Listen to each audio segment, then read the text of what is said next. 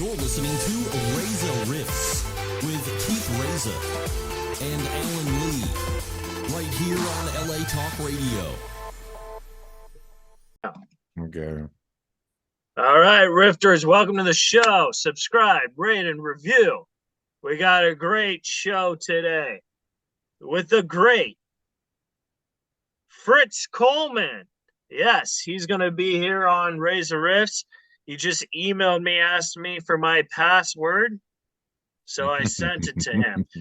We got the trusty sidekick, my Nightwing to my Batman, Victor Pacheco. Keith, Thanks for having me, man.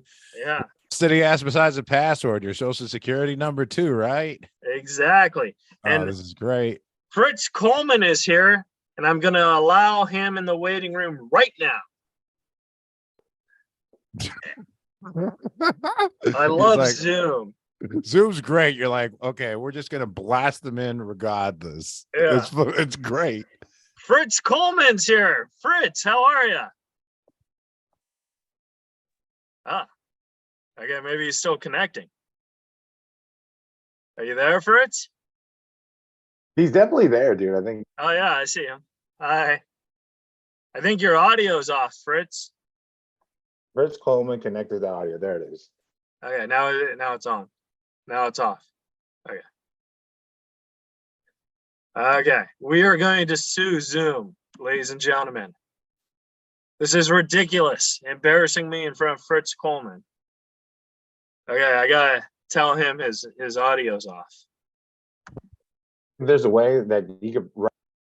And put audio on because as the host, you could do that. Oh, I can? Yes, right click, Okay. Fritz, and say put audio on. And then you could click that and it'll become There you go. How's that? Oh, there's Fritz Coleman. Hi, everybody. Hey, Fritz, how Sorry are about you? that. I'm technologically challenged, so it's probably my fault. No, That was don't Keith's say fault. that. We were writing down these issues with Zoom, and we were going to sue Zoom. Well, get in line, my friend.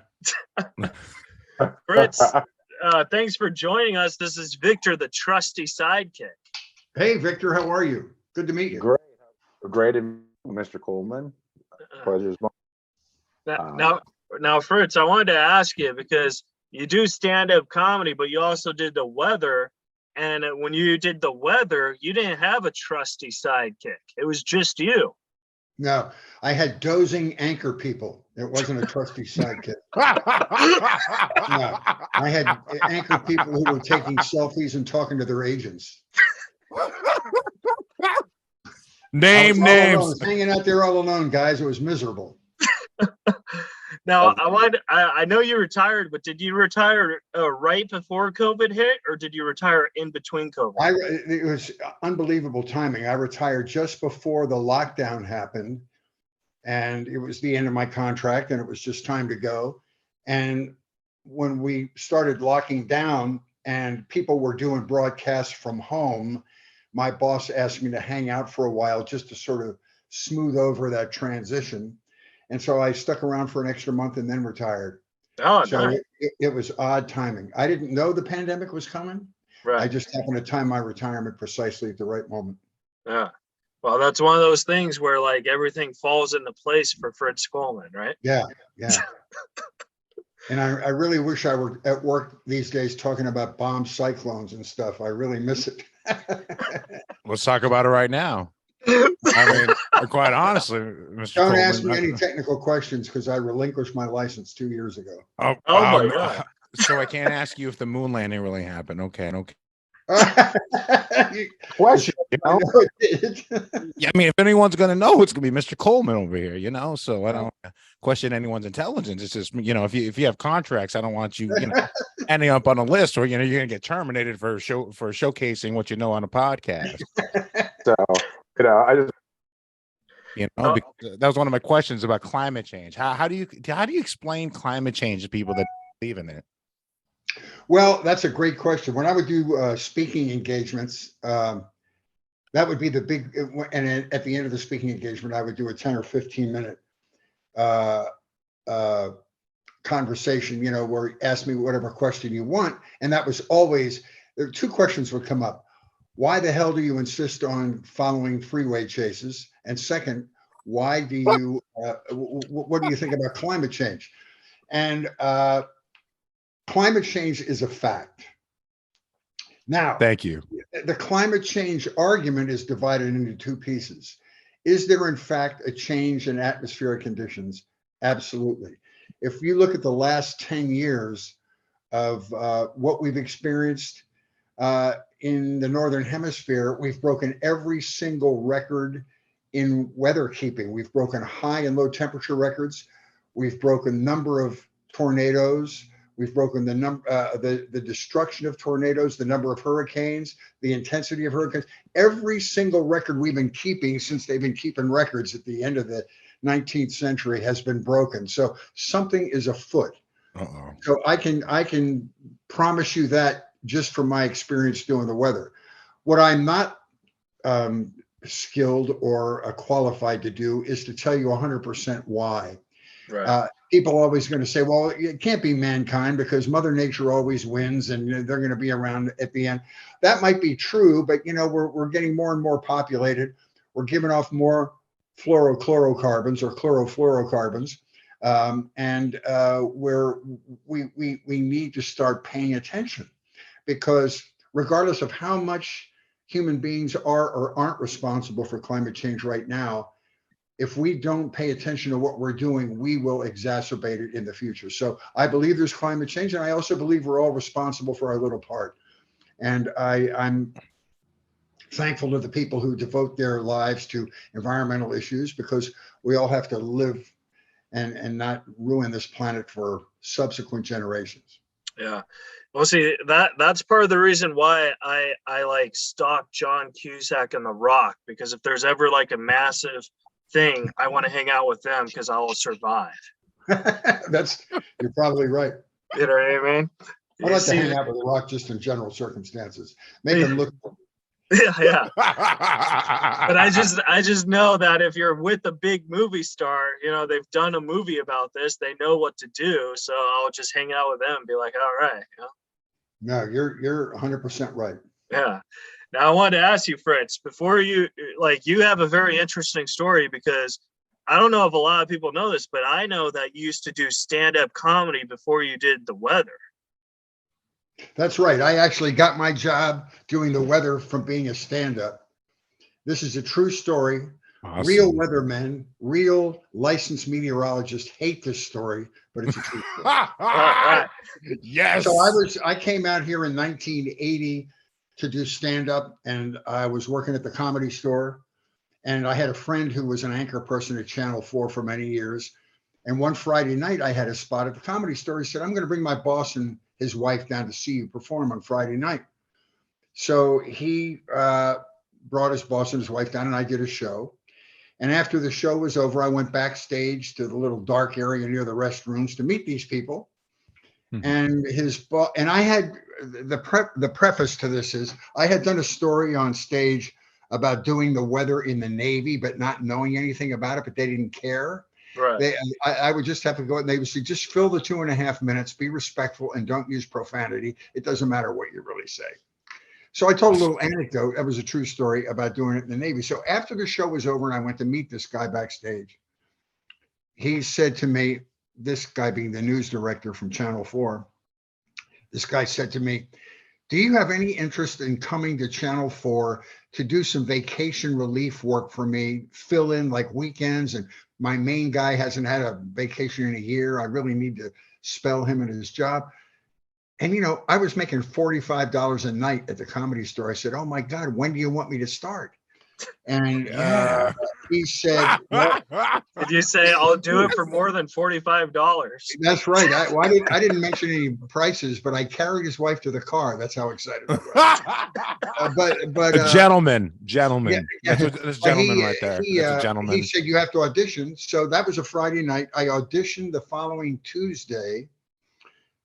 That Thursday, I was told I got the filling job, the utility job. And I did that job for 2 years. And then when my predecessor left to go to CBS, I was bumped up to the weekday weather job. and I retired 2 weeks shy of my 40th anniversary at Channel 4. So honest to God, it's the greatest stroke of show business luck since that woman was discovered at Schwab's Pharmacy in the 40s. I'm telling you. I'm the luckiest guy in show business. I truthfully am. I had a wonderful career. I would say in meteorologist history also, in addition to entertainment, because I was reading like the difference between a weatherman and a meteorologist, and I'm just like, okay, well, I didn't know there was a difference. I didn't know there was. Well, a meteorologist is a guy that actually has a degree in atmospheric sciences or meteorology. I do not. Yeah. They have a BS in science. I have a BS in BS. That was what mine. But you see, I mean, you're more convincing than these scientists. That's what's appreciated. It's all about communication. It's all about the gestures and the chroma key. That's all it's anyway. That was a time in the early 80s when there was more personality in the news. And you know, the news in Southern California between April and October is the same forecast every day. Morning clouds and fog, hazy afternoon sun. What was the question? You know, and and so they really just wanted somebody to have a little personality on the news, and just kind of that the news used to have that familial atmosphere, kind of like the morning newscasts do now, where everybody laughs and then occasionally does a news story. Right. I always said that my job when I was hired to do the news was to be the palate cleanser between the tragedy at the top of the show and the sports. I was kind of holy shit. And so that's what I did. But now I would not be able to have the job now. Every meteorologist that you see on the air now, even the attractive ones in cocktail dresses, all have a meteorology degree. These are women that have people say they're just, you know, these are, you know, beautiful women. They don't know anything. I said, they know more than I do. I could not have the job now. There's no way I could get a degree in atmospheric sciences. I was a failure in school. You know. Telemundo. Telemundo. Telemundo. I guarantee you have a higher degree than a lot of those weather ladies that happen to be very hot. I'm not saying you're not hot. You're hot. If they don't know what they're talking about, nobody would know because they're speaking Spanish. Oh, no, I know. I'm bilingual. Trust me. Well, there you go. Trust me. They're very excited for nothing. And it's just they're not good. They are. They're very excited for nothing. And, you know, the fact that they're like, ay, Dios mío. And it's just like, you know, it's just like, okay, I get it too. I have tits, but they aren't that nice. So, you know, it's just like, you know, I'm at, you know, because, you know, I like listening to the news because, you know, Keith and I were talking about like your role in Keith's father's life, how you play Keith. You didn't even mention it, man. Oh, yeah. I was going to mention it, man. Well, why did you? You should open with that. All due respect. All due respect.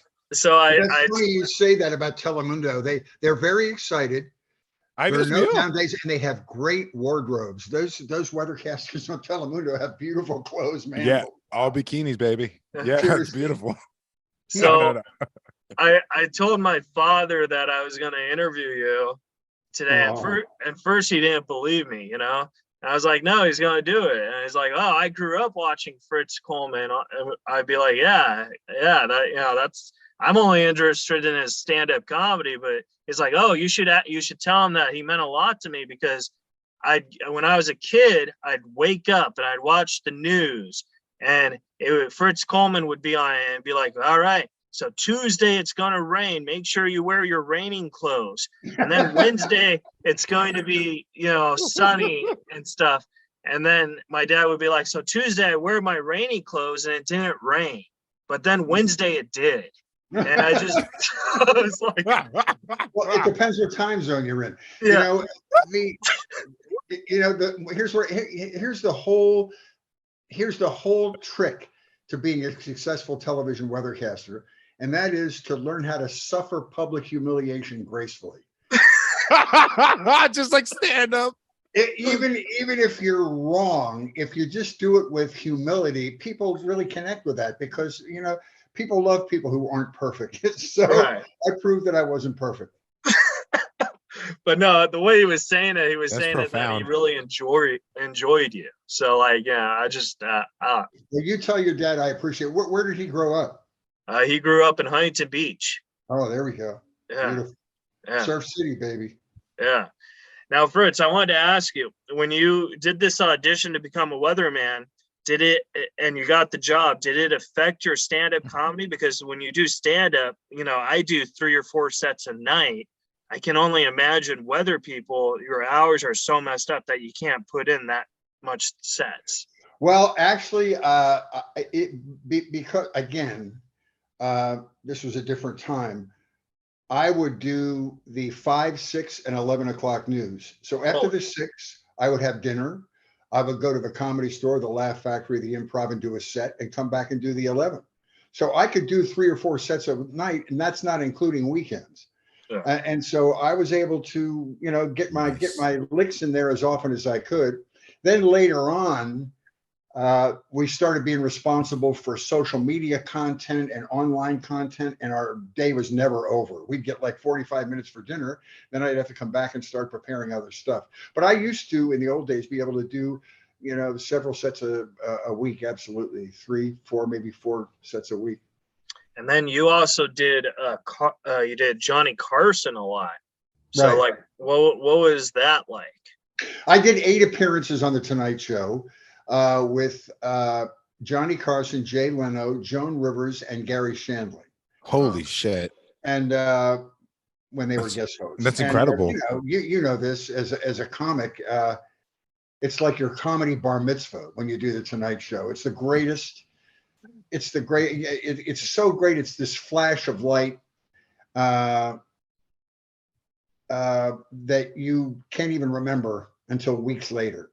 And that used to be a really important part of a comic's career, was to get that Tonight Show exposure. Yeah. Now it doesn't mean so much because you can get a half-hour special on Showtime, you can get an hour special on Netflix or whatever, and it's different. You don't need the exposure. But back in those days, it was a tipping point in your career. You could up your fee when you went on the road, and just as a point of personal pride, it was the coolest night of your life. Yeah. But I bet when I did the Tonight Show the first time, when I did the Tonight Show the first time with Johnny, I got bumped twice before I made it on. You get bumped if you remember the old Tonight Show, he would come out and he would do his monologue, then there'd be a commercial, then he would do what's called a set piece, where he'd do that funny stuff from the desk, and then they do a commercial, then they bring the headliner out. That would be the major star. Right. And so they would do 20 minutes with one commercial break until about 10 after 12 at night. And so if the headliner went long, the comic would get bumped because he was sort of sandwiched between the headliner, maybe the music act or a variety act or something like that.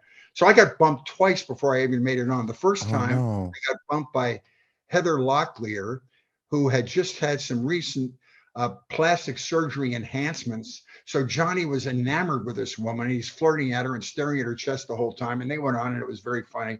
So she went a couple of minutes long, and I got bumped. The second time, Charles Grodin, who was a great actor, who was also a very amusing guy, just started to tell a story that wouldn't end. And so it went 2 to 3 minutes too long. So I got bumped.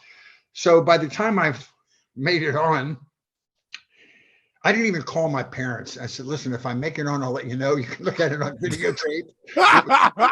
It was so embarrassing to call people a third time and say, but tonight I'm really going to get on.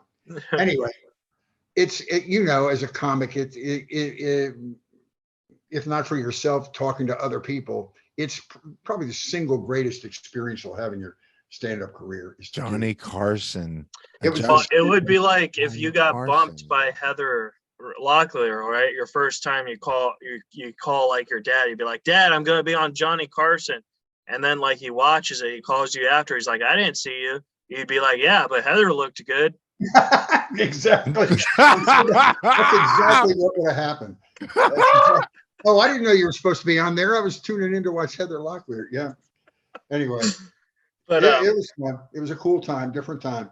But what was it like with the different hosts too? Because you mentioned you had Gary Shandling and Joan Rivers. I mean, that's two different styles. It was great. I worked at NBC, so the time I did Joan Rivers and Gary Shandling, I made it on because somebody got bumped or somebody had to reschedule a star. So they came and got me right away. I worked down the hall in the news department. And that actually is the best way to do it when you don't have 2 weeks to fret over it and over tweak your set and be scared to death and not sleep. They just said, listen, we have a fallout tonight. Can you come and do the show? Do you have a hip 6 to do at tonight? And I say, hell yeah. So I would go on and do it. It was really the best way to do it. Yeah. And, Gary and Joan were substitute hosts. So they were humble about it too and treated me really well. So it was fun. It was a lot of fun. Now, I wanted to ask you, like, how hard was it for you to do the road? Because you got to be in LA to tell the weather. It's hard to take gigs on the road. I would do the road in the summer. I would get 3 weeks of vacation, and I booked the road, even when I was married to the anger of my ex-wife, that I would do the road. But the improv used to be at love to see. I'm going to go make $800 a week at the improv. Isn't that exciting? I'll see you when I get home. Yeah. So I used to go to the improv when it was at the Riviera in Las Vegas. In the summer, in like July, I'd get my vacation, and it was like 120 degrees at 10 o'clock in the morning. So we would do our show and go to the pool at like 8 in the morning to 9. That's all you could do, and then go back to your room. But the improv, if you've done the road, you know the horrors of the road. The guy that owned the Riviera in Las Vegas was Mesholam Rickless, who was the father of Pia Zadora. Oh. And a semi-star who the rumor was that her husband had bought her a Golden Globe Award from when she was younger. Anyway. Wow. How much do you think that cost? Jeez, I wish I had that type of money. That's all I'm saying. That's all I was thinking. Jesus, that's a lot of money. So that's the rumor. I don't. But anyway, he owned this club, this hotel, and just apparently was the cheapest man in show business. And he took one large showroom and divided it into 3 showrooms. And so if you're looking at it from the front, the right-hand showroom was the improv, and it sat like 150 people. The middle showroom was Glow, Gorgeous Ladies of Wrestling. And nice. Listen to this, and you can see this 405. And the one on the left was Splash, which was this underwater experience in a giant aquarium on the stage. So what years was this? Sorry, this was way early, or mid 80s. I like this. And the construction between the showrooms was very minimal. You'd have like 1/4-inch fiberboard between the improv and Glow. So you'd be doing a show, and then all of a sudden in the middle of your set, you're going, okay, 3 Jews walk into a bar, you'd hear this next year, ah! And the whole, because somebody got body slammed at Glow, and you couldn't do a joke that would get a better response from that, so you just go on to the next joke. It was hysterical. And I don't know if you guys are fans of the Sopranos on HBO, but the manager of the club at that time was Steve Sciarippa, who went on to become a star in the Sopranos. Bobby Baclieri. Right. Yeah. So anyway, Bobby Baclieri. Yeah. To answer your question, honest to God, and I have a lot of guilt about this in my old age. The reason why I took the weather job in the first place was the road was miserable. Unless you were a headliner, and I was not a headliner. I was a featured act, a middle act. So you'd go out to like Yuck Yucks in Cincinnati, Right. you'd make $600 or $700 for 6 nights, and have to pay for your own transportation. By the time you got home, you had $100 in your pocket. Well, I couldn't do that. I had a wife and 2 children. So this job, quite honestly, saved me for some really marginal road work that I couldn't afford to continue to do. I 100% agree, but road work's tough, man. Road work's fucking horrible, man. The road I'm doing road work this week. The road is I'm doing terrible. road work this week, man. It's fucking horrible. Yeah. No. Now there are guys like Leno that lived in their car, and Tom Dreesen that lived in his car, and I appreciate their artistic sacrifice they made. But I had responsibilities. I just couldn't do that. If I was alone and not married and didn't have children, I probably would have fought through it somehow, or rented somebody's back room to live in. I just didn't have that luxury. So this job came to me the weather job came to me at just the right time. But what I did sacrifice was getting really good really fast. I mean, the road makes you work, and you also find out what middle America likes. When you go out and do the road, you find out what people outside Hollywood laugh at, and it helps you in your act. You get confident with your act. Yeah, that's true. And then when did It's Fritz come apart? Because that gave a lot of comics and a lot of like bands today like their first TV appearance. It's Fritz was unbelievable. Back before syndicated television was big, my boss gave me an hour show. He said, we have an hour show. We have some sponsors that don't have a show to sponsor. We're going to give you an hour for a variety show after Saturday Night Live. I said, okay. So it was like a talk show. I mean, it was like a Letterman-esque show, very inexpensive Letterman-esque show. I would come out and do a monologue. We gave many comedians their first break. We gave Adam Sandler and David Spade their first TV appearances on there. We had Jim Carrey. Sam Kinison was on a couple of times. Yeah. We had great bands. We had the Commodores. We had the Edgar Winter Band. Our band was made up of studio players, session players, and people who were parts of other bands that were off the road that would come, and it was sort of modular. They could come one week and then be on the road the next week. And the leader of our band was Lawrence Juber, who was the lead guitarist of Paul McCartney and Wings. Holy Lord. We had an amazing time, and I really missed it. Awesome. And then people like Byron Allen came in and produced these really inexpensive shows. Byron Allen blew me out of my job. He bought the rights to Evening at the Apollo and came into my boss and said, we will give you this show for free if you will give us 2 60-second Ford spots in the middle of the show. Well, my show, as small and insignificant as it was, only cost like $30,000 a week to produce. And in TV terms, that's pocket change. Right. But my boss said, your show costs $30,000. And this guy's giving me the show for nothing. Just in a business sense, I can't continue. I have to take this. And so we did 2 years, but it was another, life is just a series of great experiences. And that was one for me. I had a great time. And I want you to know that since you told me that story, I'm never going to watch Comics Unleashed again. Byron's a billionaire now. I can't. He owns the Weather Channel. So we're actually not going to watch it. No, we're actually not going to watch that Weather Channel either. We're fine. No, I'm just kidding. No, just kidding. No, seriously, no, I'm just messing around. No, Mr. Coleman, I have a question. What do you think of the phrase climate refugee, and if that is an actual term that is relevant to the future for us mankind? I think it's a very applicable term, and we're starting to see climate refugees right now. We're starting to see them on the Indian subcontinent, in the Indian Ocean, in the Western Pacific, where you have these hundreds of islands that don't have the infrastructure to protect themselves from rising sea levels, and people have to move inland. And if you're in a poverty-stricken area, moving anywhere is almost impossible. And I think we're going to see it. The sea level has already risen in Miami. There's great YouTube video of the street flooding in Miami. And so how long or how bad is this going to get before people are going to have to move away from the coastal areas to inland? We're already seeing it. Right. How long do you think climate refugeeism is a reality, and I think it's only going to get worse. How long do you think before the Bay Area gets underwater? Because I have a sibling who thinks that the Bay Area is going to be underwater in the next 30 years. And I'm like, I don't even know if we're going to survive as a civilization in the next 30 years. That's a spectacular question that I don't have an answer to.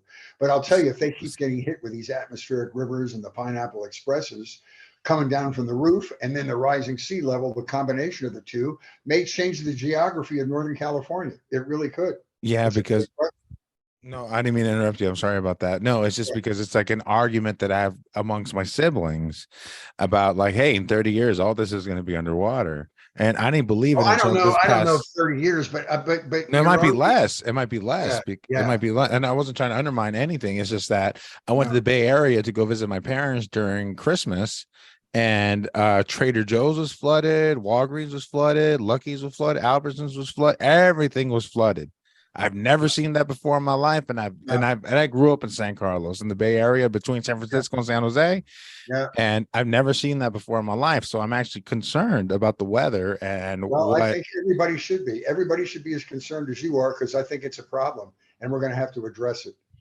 And, some of these political groups that are climate change deniers, they're not really, I don't think they're deniers. I think they know the truth, but their politics make them side with the business community, and nobody wants to do what they can to stop the the poisoning of the waters in the air. They know, because it's a bad business decision.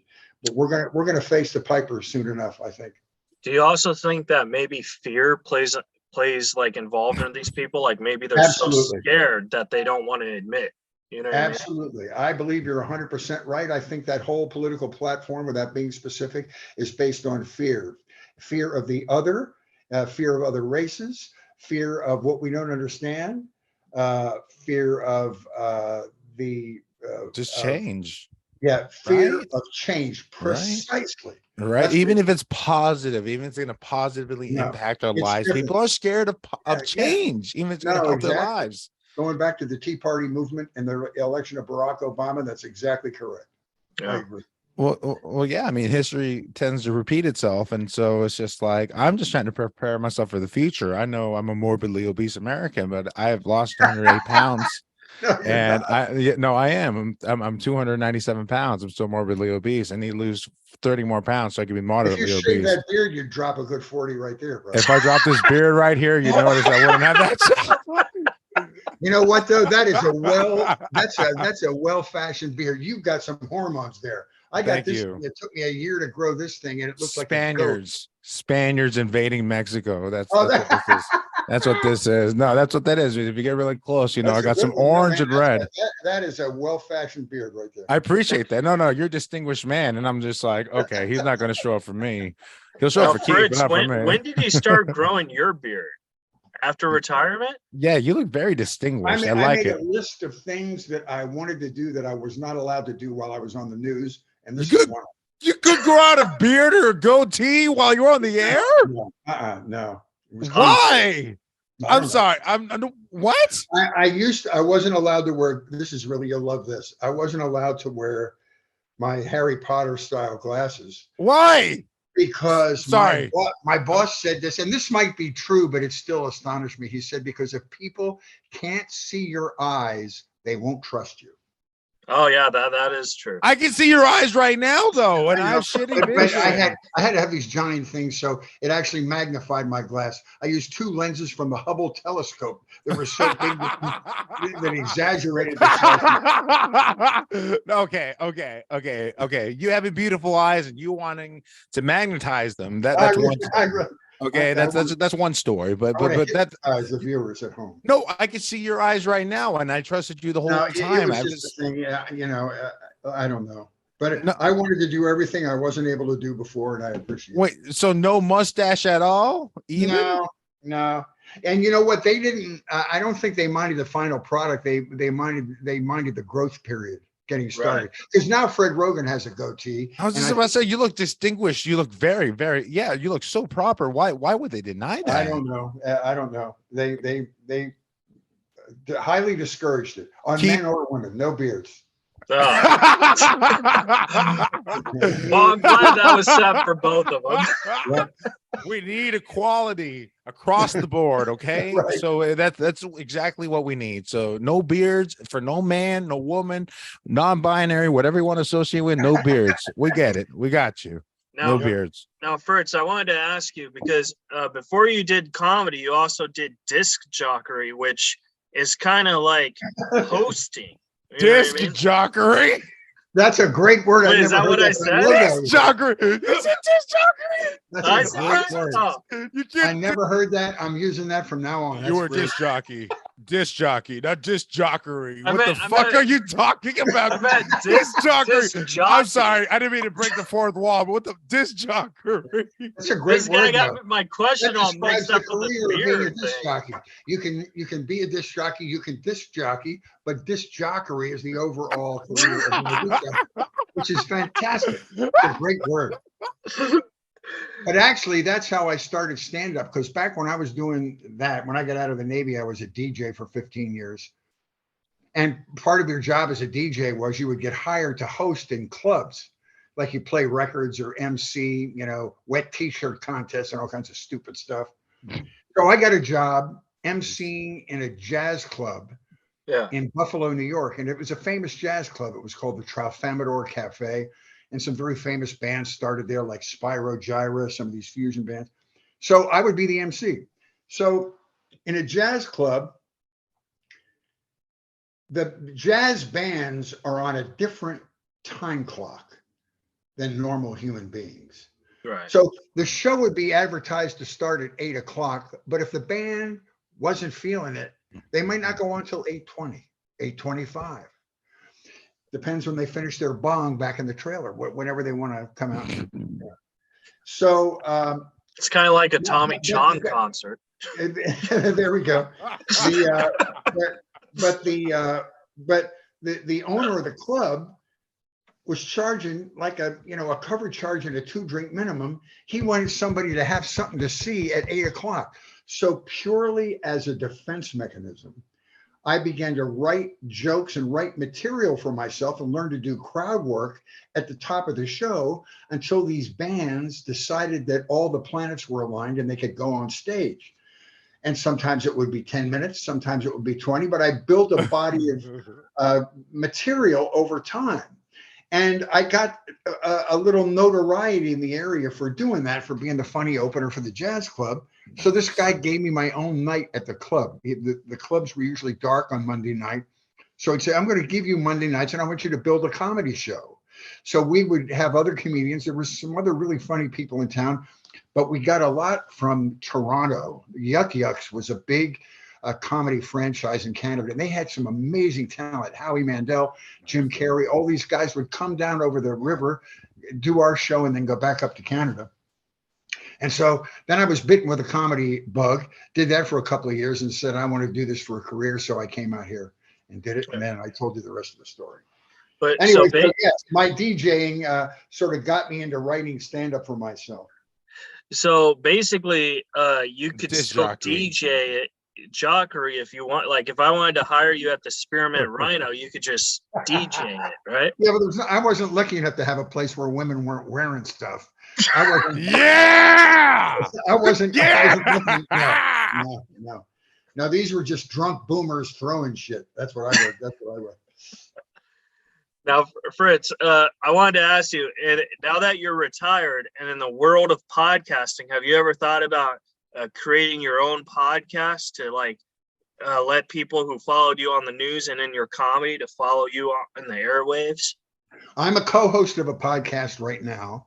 Oh, And the podcast is called Media Path Podcast. My co-host is Louise Palanker. She started a radio company years ago called Premier Radio Networks, had a very successful career syndicating radio and supplying product for small and medium market radio stations. And we've been doing this. We're at like 130 episodes now, where we're just, we talk about current movies and books and fun stuff, and then have guests on, and we're having a blast. And when I was under contract at NBC, I wasn't allowed to do that kind of stuff. So that's another thing that I'm allowed to do now that I wasn't allowed to do before. So I'm spreading my wings. And not once will you hear me say cumulonimbus in the midst of this podcast. Never. Don't have to talk about weather unless it's a way like Victor was talking about, where we're discussing climate change or something. We talk about that all the time, but I don't do any weather. Was that too forward? I'm sorry. I didn't mean Too for it to forward. be. Hell no, that was great. No, because I was wondering, because 38 years in the business, I was like, you know what? if anybody knows, it's gonna be Mr. Coleman. It's not gonna be Not me. forward. No, as a matter of fact, I think it's something we should be talking about more. Don't even think about that. Okay, no, because I didn't want to offend you, and I don't want to keep talking to me There's no later, way being to like, do "Hey, why'd you talk about that, bro?" Yeah, why do No, you no, offend Fritz? I didn't mean to offend Fritz, and it's Mr. Coleman. Fuck you. All right. All right. Don't you ever disrespect a man like that. All right. Anyway, no, just Fritz, no. you want to hear a funny story I did to this Yes. crazy guy? So we did stand up like 2 years ago at this club, and Where do you guys work? What clubs do you work in? well, I used to tour with Norm Macdonald and Bob Saget, so I'm not Holy working cow. now. Oh my God. Yeah. So if you need an opener, I'm open. No, Yeah. you're not opening for me. I'll be dead in 2 months. There's no way you're opening. Oh, stop! You're still gonna outlive me, Mr. Coleman. Please stop. No, talking you know what? negatively. You know what? I consider both of those guys friends, and I know it must have felt like a loss to you. So that was awful. Yeah. So we did this gig in Huntington Beach, and Victor was telling me that Barry Sobel unfriended him on Facebook. So I saw a guy in the audience who looked exactly like Barry Sobel, and I went up to him and I talked to him. And I had him go up to Victor and say, "Hey, I'm sorry I unfriended you." And for 5 minutes, Victor thought that was Barry Sobel. Wow. Okay, for the record, Barry and I started together. I can't do no more. I can't do no more. That Liberace, he was a funny dude, man. Okay. Well, I mean, I'm not gonna throw anyone under the bus, but I will say this. Barry Sobel wasn't really the nicest to me because I was one city away from going home, and he's like, "Hey, why don't you travel 40 miles away so you give me a ride home?" And I'm like, "That's way out of my way. I'm just going 1 mile away back to my home." And then he blocked me. Is on this in the Facebook. Bay Area? Yeah. Yeah. The point of the story wasn't to throw Barry under the bus. It was to show Victor what I do to people. So for 5 minutes, Victor thought it was Barry.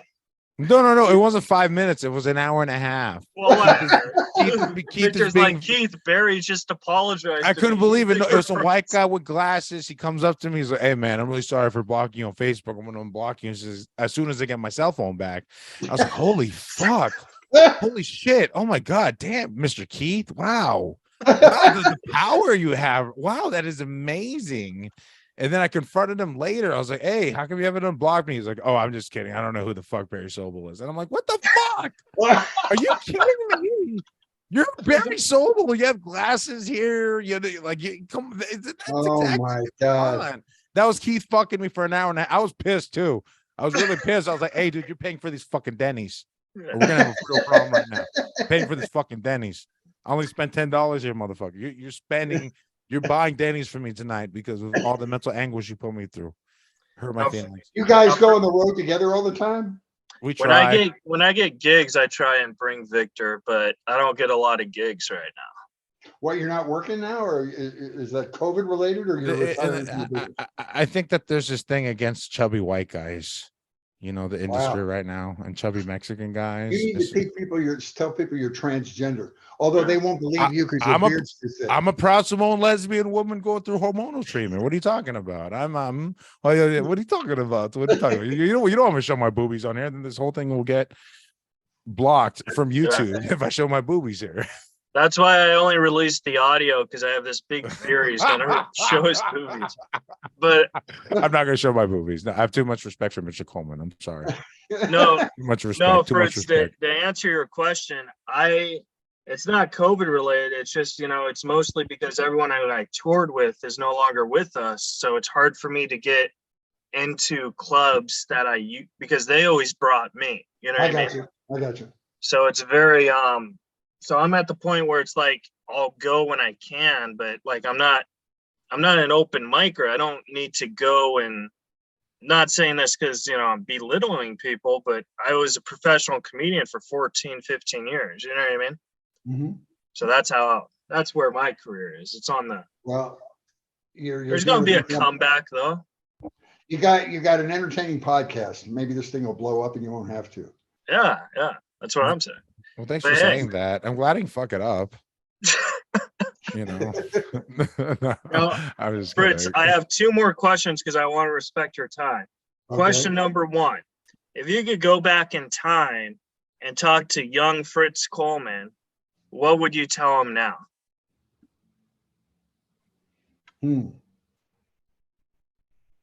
Don't take it personally. I mean, this is a comic. I mean, sometimes the rejection in show business is bad, and the rejection nightly is bad. Just don't take it personally. Just power forward, and don't be Jesus. thrown off. And do more crowd work. That's what I would do. I would work on my crowd work. Yeah, baby. Oh man. I Thank love God that. you did not say, well, I'll go back to time 3 weeks ago and I'll say, hey, don't do Reza riffs. Oh no, I've already had more fun on this show than I've had on most podcasts I've ever done. At least you guys are funny. Awesome. Hold on, I gotta put down the mic. You guys are funny. Some people are not only not amusing but not entertaining, and I spend the entire time questioning why they felt like they had to have a podcast. Yes. Oh my God. Oh my I totally goodness. agree. Because I would listen to podcasts because I don't like asking the same questions. I mean, I know sometimes it's, there's nothing you could do about it, but I feel like when people ask the same questions, it's like they do no courtesy on research whatsoever. You know what I mean? No. I know you guys did it, and I appreciate it. And I wanted to ask I found meaningful that in our questions. podcast, if you do the work, and the minute that people like an author or a TV star, when they realize that you've done the work, taken the time to do it, they immediately loosen up and they feel good, like they feel like they're in safe hands, and I like that. That's good. Well, I'm glad we made you feel safe because I'm a Definitely. big scary Mexican dude. I'm 6'2". If you ever saw me on the street, you'd be like, Jesus Christ, what the fuck? This guy's my That's friend, why I right? didn't invite you into the studio. I was protecting you. You're talking to me, Mr. Coleman.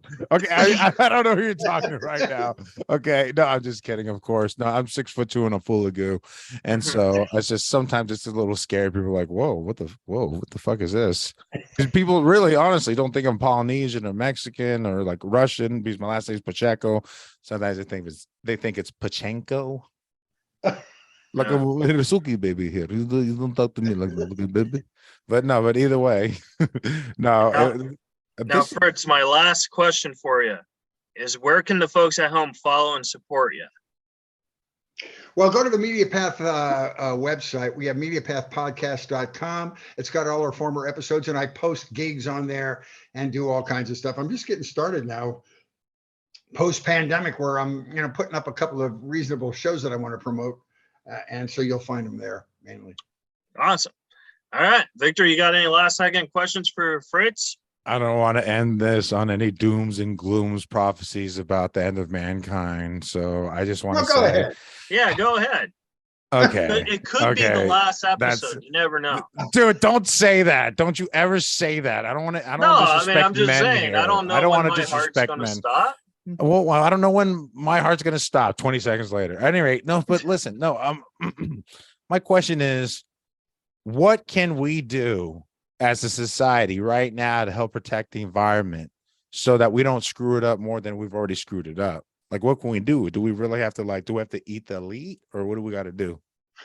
No, I think you just have to, take the science seriously, and do what you can do within your house. I mean, you can only be responsible for your own universe. And so recycle. I mean, if it's possible to do solar without a break in the bank, do that. I want to get an electric car. I live in a condominium now, and I'm having a fight with the homeowners association to get them to install electric stations in all of our ports here, because I want to get an electric car. I mean, it doesn't have to be a Tesla. Right? I want to make the statement. I think it's time for us to deflate the politics of oil around the country. I think it's the single most threatening experience we have in the Middle East, and we could do all that if we would all just pay attention and just do what you can, and send to organizations that you feel comfortable sending money to that do work, the coastal cleanup groups and stuff like that. We have to do it. We have to. I mean, you've already done it today. You've given me like 2 or 3 chances to raise consciousness about this issue. So you're doing something by just talking about it, which is good. Now, Fritz, I lied to you. I have one more question. My dad For God's sake. The Mexican goodbye. Sorry, Fritz. Gonna be here for 30 more minutes. I Sorry, truly brother. didn't want to end it on a low note like that. That's not low. Frank, he was big inspirational. He's very big inspirational. He's big, super inspirational. It was inspirational. It was super inspirational. Okay, so I'll shut up. So my dad just texted me and he said, "Hey Keith, it's your dad. Ask Fritz if it's going to rain." Here's what I say to your dad. Look on your fucking phone, Dad. I have no idea. I just wanted a chance to swear because that's another thing I couldn't do on TV is drop the F-bomb while I was talking. I want to take you to lunch. That's all I know. Yeah. And I'm a fat guy, so that's very meaningful. Very meaningful. And whether you want to acknowledge I hope it or he's not offended by that. No. I My hope dad he died is a 10 little years bit. ago. Oh, what? Jesus Christ.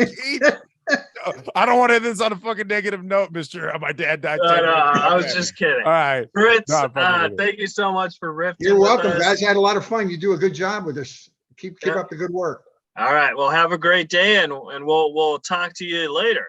It was a Yeah, pleasure. and you know what? Send me the link to this, and we'll post it on our social media links, and we'll see if we can get you some traction with this around. Oh, that'd be awesome. Well, thank you, what Fritz. All right, man. Gentlemen. Thank you. All right. Well, have Be a well, great day, guys. Fritz Talk to you Coleman. later. See ya. Thank you. All right. And that was the interview with Fritz Coleman. Subscribe, rate, review. And how come they always leave before I say end the show? Because you know why? Because you don't give them any fucking type of like, hey, we're about to start the show and we're recording. yeah. They just Hey, blindsided we're with, about hey, to you're end being the recorded show. right Can now. you stay so I could ask you questions? No. off here? Keith Aruna, you have to say it in a way so they will stay. It's like, let me Yeah. do some closing remarks and they'll stay. I was gonna tell him my address so you could send my dad an autograph. But whatever. You don't want that on air. Yeah. No, dude, that was fun. That was interesting. Starling had 2 or 3 questions. But I'm glad that, you know, everything worked out, man. Dude, everything was fucking, dude. I was so happy with that. Fritz Coleman, a great show, man. Gentleman. He was I don't know how you got him on. I mean, I don't know how you get a lot of these excellent guests, because it's just like, wow, it's so awesome. Thank you for having me co-host too. Of by the way. course. That was so Yeah. much fun. And sorry if I threw some left punches in the interview, but you know what I mean? It's me. Oh, it was fun. It's No, me. Here's the thing that I always say when people say, how do I get guests? One, I just ask. And if they say no, I do this. I ask again. And if they say no, I do this. I ask again. If they say no, I do this. I ask again. Oh And my if they God. say no, Okay, I do Keith, this. Keith. I ask again. I have That's all it is. Asperger's. It's just I have asking and Asperger's, asking and and I asking. get it. But for everyone else who doesn't have Asperger's, this is what never say no means. Exactly. This is what commitment is. This is what treating your craft like you are going to live or die off of it, because Keith will always try his hard, and he's inspiring, and I really love Keith. He's my brother, and next time you guys see me, I'll be on a different type of internet, so I just want to America Online. Okay, no, worst case scenario, T-Mobile hotspot internet. Okay, Oh. worst case scenario. Keith, I love you, brother, dude. I love All you. right. I love you. Thank you for having me on your podcast. Thank you for letting me ask you guys some questions about what may or may not happen in the future. I appreciate that. Of course. All right, folks. Subscribe, rate, review. Tell a friend. Follow us on the social media at Reza Riffs. I'm also on Cameo. Book me on Cameo and all that jazz. Thank you guys, and we'll see you guys next week. Bow, bow, bow, bow. You're listening to Reza Riffs with Keith Reza and Alan Lee, right here on LA Talk Radio.